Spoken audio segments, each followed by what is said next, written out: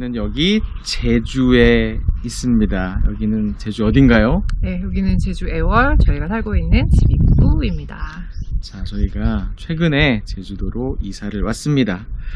그러다 보니까 주변 지인분들이 제주 여행에 대해서 참 많이 물어보세요. 그래서 오늘의 주제는 제주도 여행 무조건 후회하게 되는 치명적 실수 4가지가 이렇게는 여행을 하면 안 된다.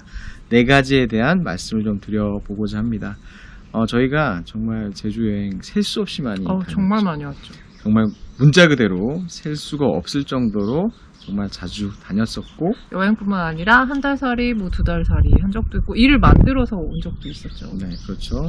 이제 하다 이제 이사까지 아예 이사까지 가서 있습니다.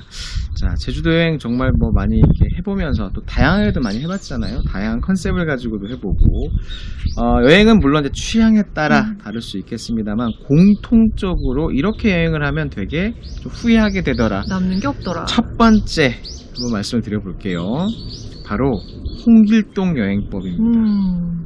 자, 홍길동 하면 떠오르는 게 동해 번쩍, 서해 번쩍. 네, 동해 번쩍, 서해 번쩍. 이거는 이제 정말 그 제주도 여행 초짜분들이 그죠. 잘 하는 실수 중에 하나예요. 혹은 무계획이거나. 저 같은 경우에는 여행을 엑셀로 짜는 거를 좋아하는 성격이었어요, 예전에는. 그러다 보니까 정말 빡빡한데 이동 시간이 전혀 생각하지 못해서 일정이 다 밀렸던 그런 경험이 있거든요. 그렇죠. 그러니까 이게 초보일 때 경험이 별로 없을 때 많이 한 실수인데 생각보다 제주도가 큽니다. 너무 크더라고요. 네. 서울의 3배 이상이 되는 그런 크기이고, 제주도의 둘레만 봐도 한 200km 정도가 돼요.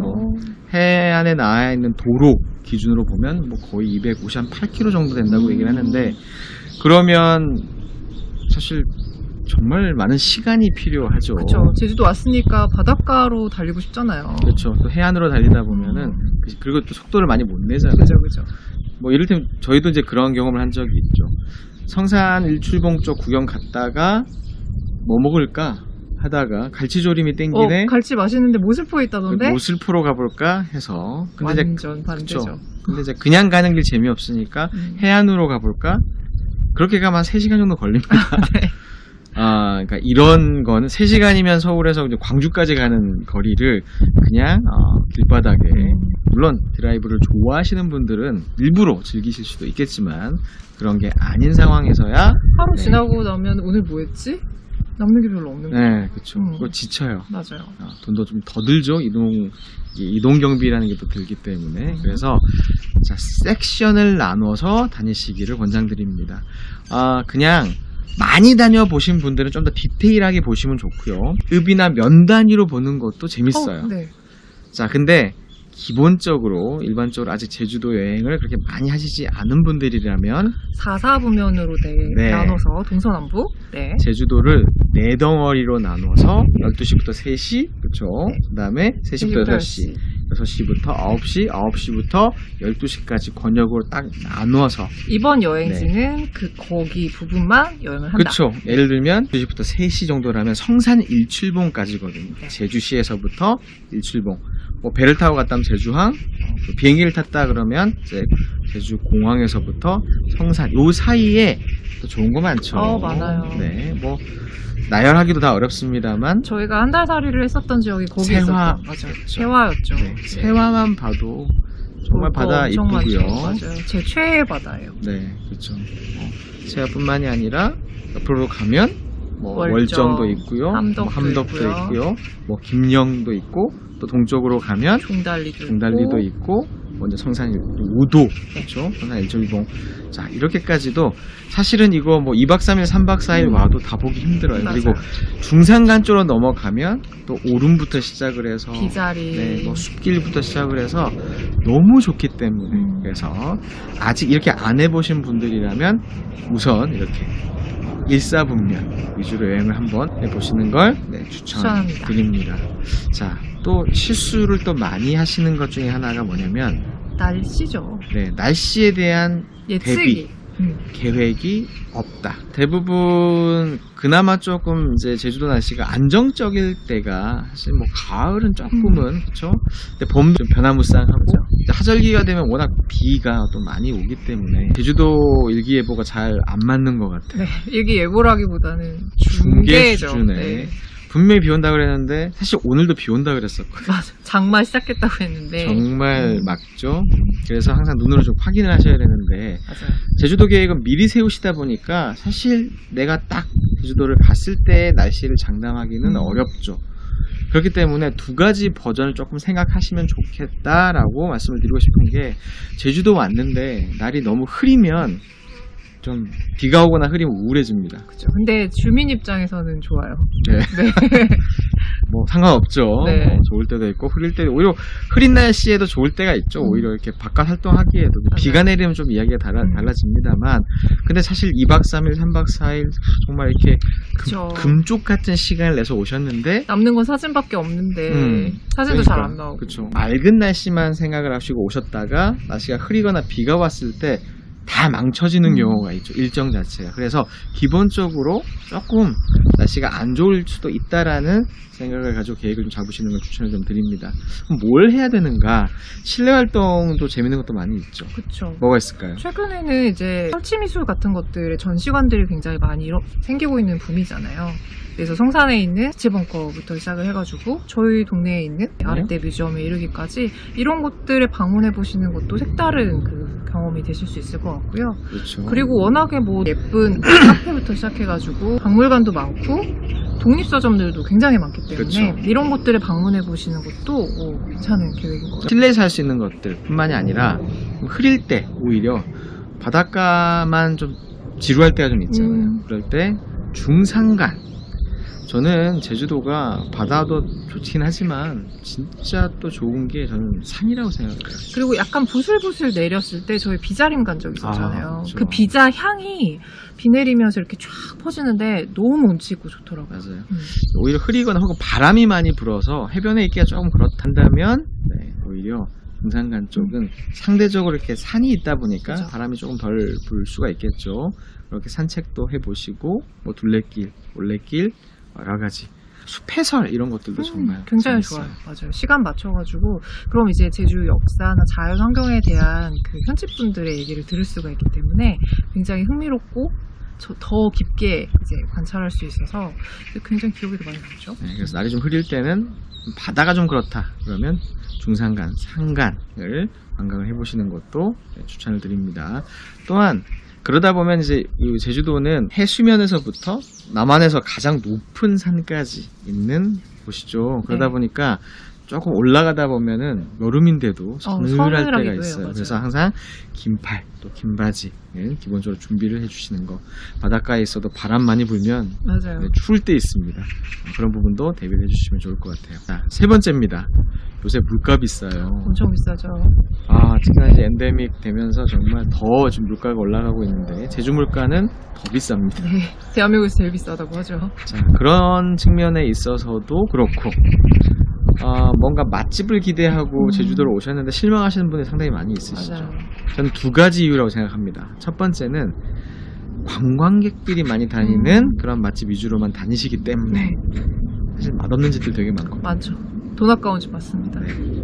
또 하나는 사실 제주도의 맛집이 정말 솔직히 많이 있는가? 솔직히 말해서 맛집은 어디 있어요?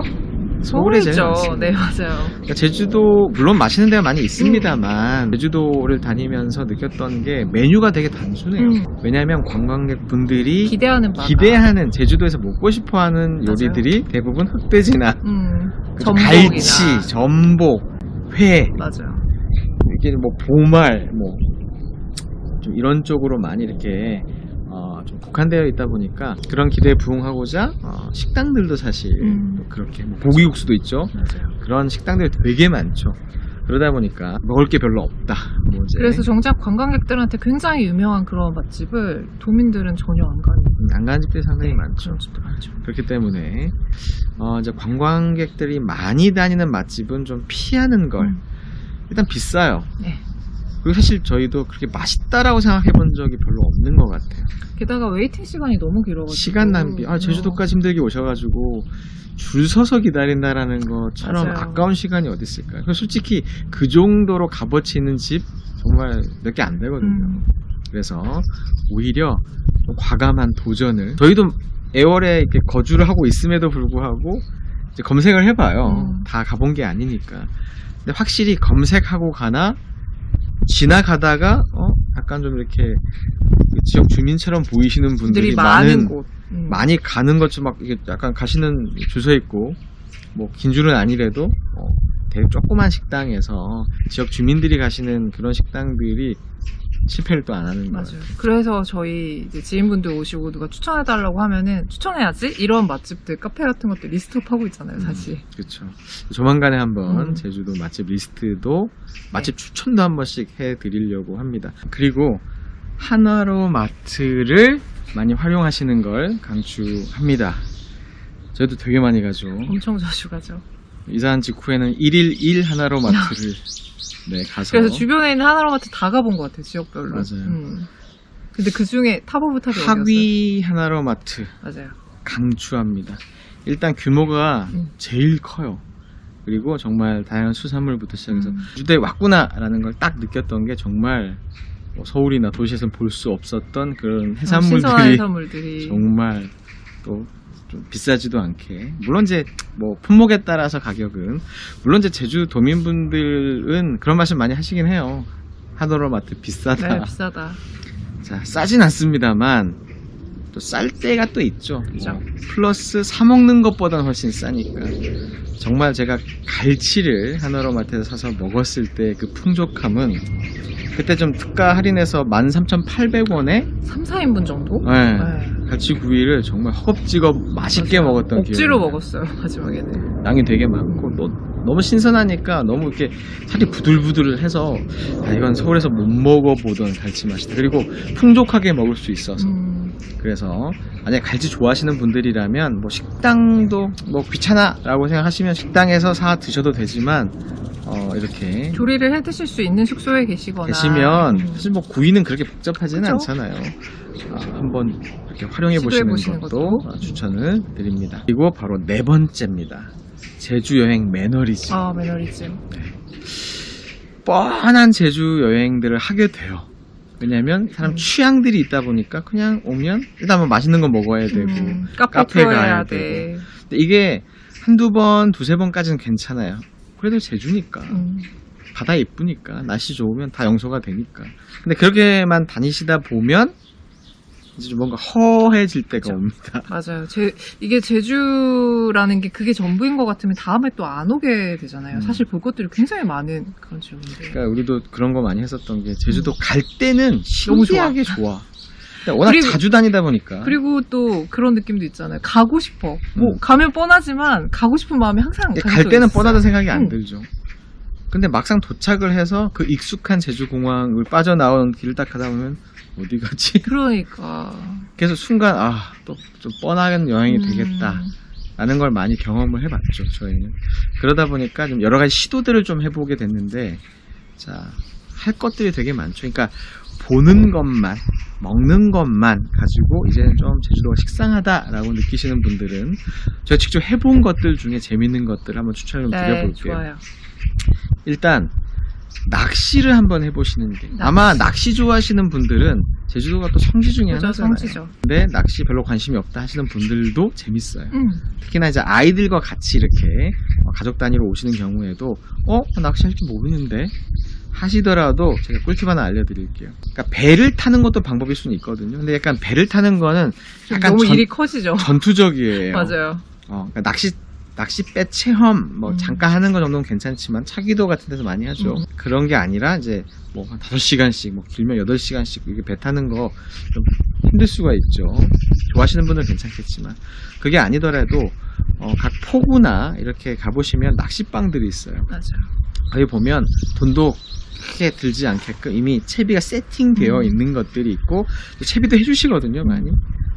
그렇게 해서 그냥 뭐 생활 낚시나 특히 이제 조만간 한치 낚시가 본격적으로 이제 시작이 되는데 한치 낚시 엄청 좋아하시잖아요. 저도 좀 기대를 하고 있어요. 한치 낚시나 이런 낚시들도 그냥 좀 싼 거, 이게 다 되어 있는 거, 비싸지 않은 거 사서 한번 해보시는 것도 의외로 잘 잡혀요. 그런 것들도 좀 재미있을 수가 있다. 그리고 카약 있죠, 카약. 네. 투명 카약 요즘 약간 유행처럼 여기저기 지역들이 굉장히 많거든요. 근데 투명 카약 말고 저희가 추천하는 거는 그러니까 전통적으로 이제 카약을 또 경험해 보실 네. 수가 있는 게 많진 않은데 서귀포 쪽에 보면 올레 카약이라고 있습니다. 저희도 이제 네. 카약을 저희도 하거든요. 그리고 거기서도 이제 교육도 해주고 뭔가 체험도 하고 바다에도 이제 나가서 해보는 이게 되게 재밌습니다. 맞아요. 저희가 이제 며칠 전에 한번 갔다 왔는데 정방폭포를 그 앞에 걸어가서 보는 거랑 그 앞바다에서 이렇게 바라보는 모습은 비교가 되지 않죠. 그러니까 이런 것들도 한번 경험해 보시는 것도 재밌을 수가 있다. 물론 이제 취향에 따라 그렇죠. 성향에 따라 다를 수 있습니다만 또 막상 해보시면 되게 재밌는 레포츠가 되죠. 네.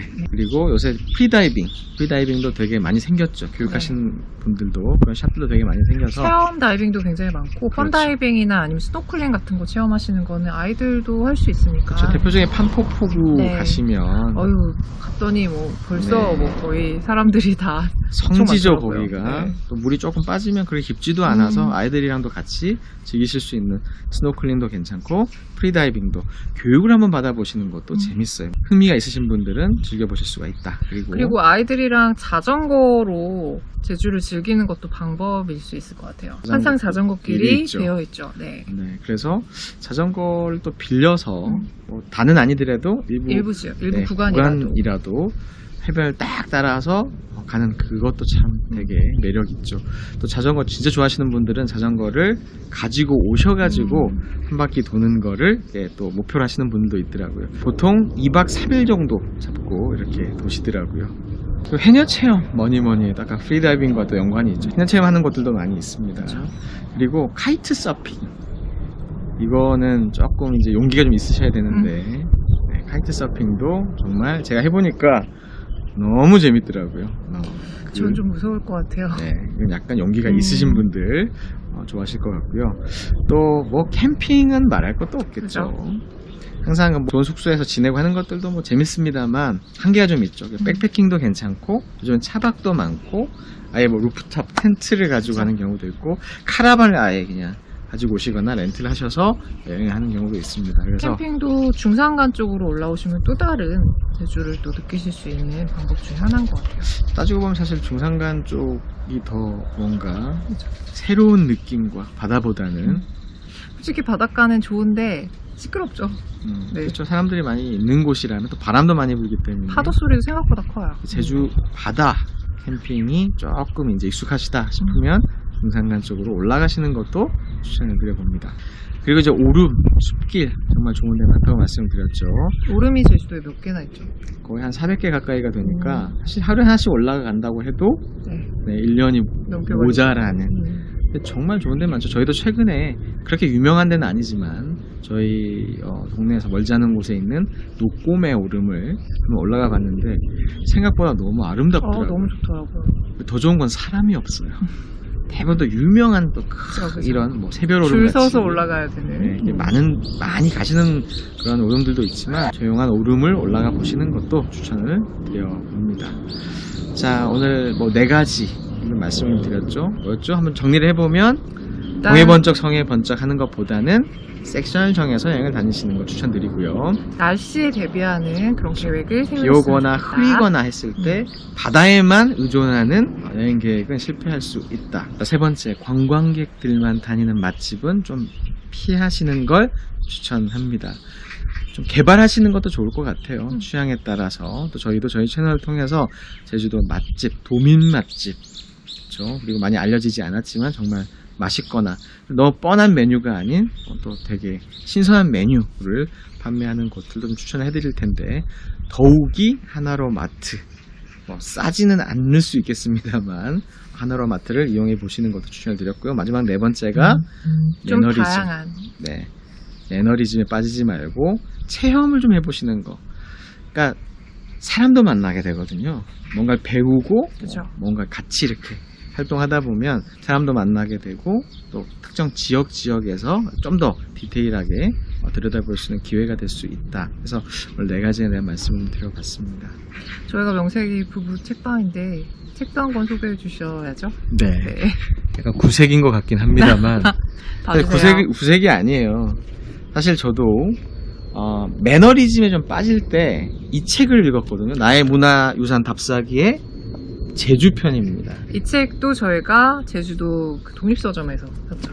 그냥 가서 보면 뭐 그렇구나라고 지나갈 수 있는 것들을 뭔가 문화적 가치, 역사적인 어떤 스토리들을 알고 보는 건 정말 재밌더라고요. 그래서 저한테 읽고 얘기해 주시잖아요. 네, 그래서 우리가 어떤 지역을 간다 그러면 발췌하듯이 찾아보고 일부러 가서 보고 그리고 관련된 역사나 그런 이야기들도 조금 찾아보고 하는 그 맛이 정말 큽니다. 그래서 제주도를 조금 더 깊이 있게 고전이죠 정말. 네.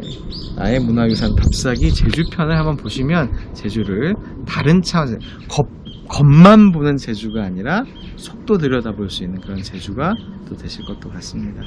네, 앞으로 저희 부부 책방에서 제주에서 저희가 여러 가지 겪었던 일들 그리고 소개해드리고 싶은 얘기들 다양하게 좀 나눌 예정이니까요. 앞으로도 좀 관심 있게 봐주셨으면 좋겠습니다. 네, 제주에 관한 이야기는 종종 소식을 전해드릴 거고요. 저희는 지금 제주 애월에서 전해드렸습니다. 다음번에는 바다에서 한번 인사를 네. 드려볼까요? 네. 그리고 공간 가시는 내용이 있거나 또 추천해주고 싶은 여행지, 맛집 있으시면 댓글로 달아주시면 좋을 것 같습니다. 오늘 여기서 마칠게요. 감사합니다. 안녕.